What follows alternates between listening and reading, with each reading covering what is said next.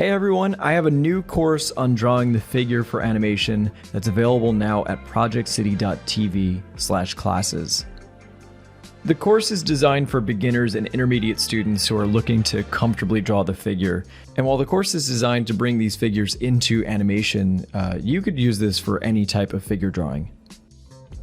Over the 8 weeks, we'll cover a lot of topics from gesture drawing, form and perspective, dynamic posing, shape design, as well as line weight and brush work. But my main goal is to give you guys the tools to place characters in any position, any perspective, and any environment.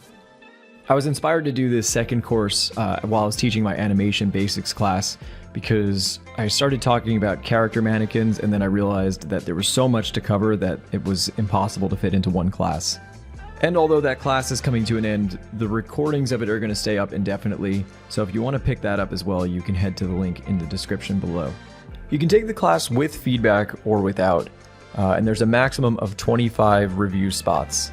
The links for these classes are down below in the description, and if you guys want any more information, feel free to reach out on Discord or email. Alright, thanks so much.